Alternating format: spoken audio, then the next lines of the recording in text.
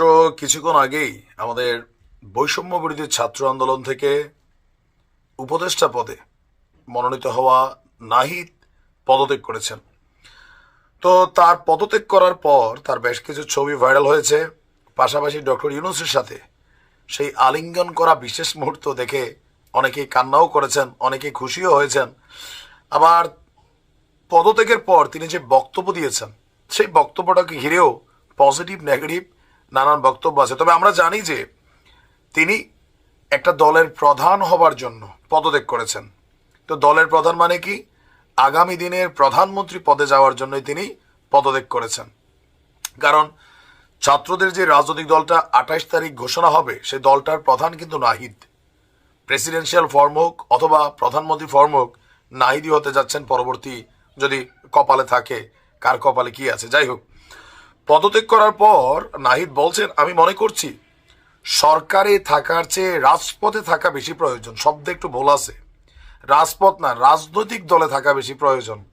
কারণ ছাত্ররা রাজনৈতিক দল করতে যাচ্ছে, সেই দলের প্রধান হতে যাচ্ছে নাহিদ। গণমাধ্যমে আমরা আগেই বলছি 24 থেকে 25 তারিখ নাহিদ পদত্যাগ করবে। পরশুদিনও নাহিদ বলছে এগুলো ভুয়া খবর, বাট আজকে ওইটাই করছে। তো এই কারণে মনে হয় যে এদের এই কথাবার্তাগুলোর মধ্যে একটু পরিচ্ছন্নতা দরকার। আমার 2 দিন আগের ভিডিওটা রেকর্ডেড দেখে নিয়েন, তখনই বলছি যে নাহিদ 24 থেকে 25 তারিখ পদত্যাগ করবে। বাট 23 তারিখও সে বলছে বিভ্রান্তমূলক খবর যেন না ছড়ায়।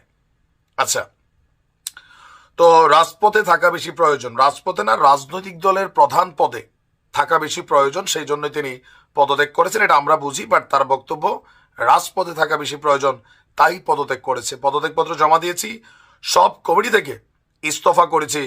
আর প্রধান উপদেষ্টার বাসভবন যমুনার সামনে এক সংবাদ সম্মেলনে তিনি বলছেন যে 8ই আগস্ট গণঅভ্যুত্থানের প্রতিনিধি হিসেবে আমরা যে 3 জন সরকারের দায়িত্ব নিয়েছি, তো নাহিদ সরকারে থাকা অবস্থায় 7 মাসে কি সংস্কার করছে এর একটা সামারি আমরা চাই।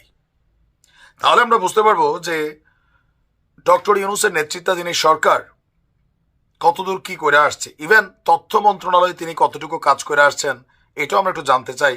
7 মাস তো মোটামুটি রাষ্ট্রীয় যত প্রটোকল সুযোগ সুবিধা তারা ভোগ করছেন, কোনো মন্ত্রী এমপি থেকে 1 চামচ সুযোগ তারা ছাড় দেন নাই।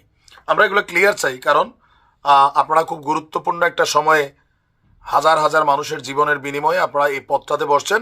কাজের ক্লিয়ারেন্সটা দেওয়া দরকার ছিল যে গত 7 মাসে ভাই আমি দায়িত্ব নেওয়ার পরে রাষ্ট্রের এই এই কাজগুলো করছে যেগুলো আগে জুনায়েদ আহমেদ পলক করে নাই। আমরা ক্ষমতাকে প্রশ্ন করি, এটাই আমাদের কাজ।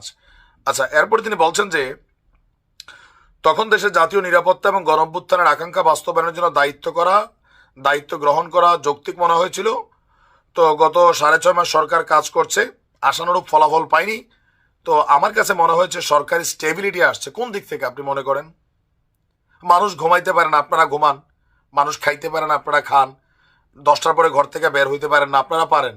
তো রাষ্ট্রের কোন জায়গার আপনার কাছে স্টেবিলিটি মনে হচ্ছে? হ্যাঁ, আপনারা কয়েকজনের জন্য স্টেবিলিটি হয়েছে ভাই, আমজনতার জন্য হয় নাই। তিনি বলছেন ব্যক্তিগতভাবে মনে করি সরকারের বাইরে দেশের যে পরিস্থিতি, সেই পরিস্থিতিতে একটি রাজনৈতিক শক্তি উত্থানের জন্য আমার রাজপথে থাকা প্রয়োজন, ছাত্র জনতার কাতারে থাকা প্রয়োজন। এগুলো রাজনৈতিক বক্তব্য, আমরা বুঝি। আগামীতে ক্ষমতা একবার আপনারা পাইছেন, আবার ক্ষমতার জন্য আপনারা পদত্যাগ করছেন, এগুলো মানুষের কাছে ক্লিয়ার।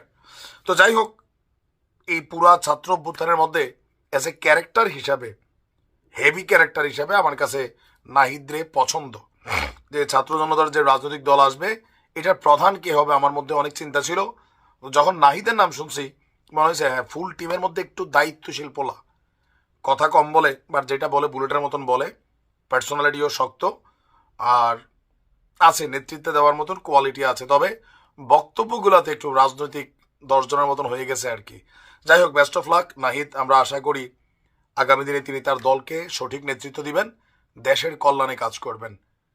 গতানুগতিক দ্বারা পলিটিশিয়ানদের মতন ধুমধাম কথাবার্তা বলবেন না, যেটা 2 দিন পর আবার মানুষ দেখবে ওইটাই হচ্ছে।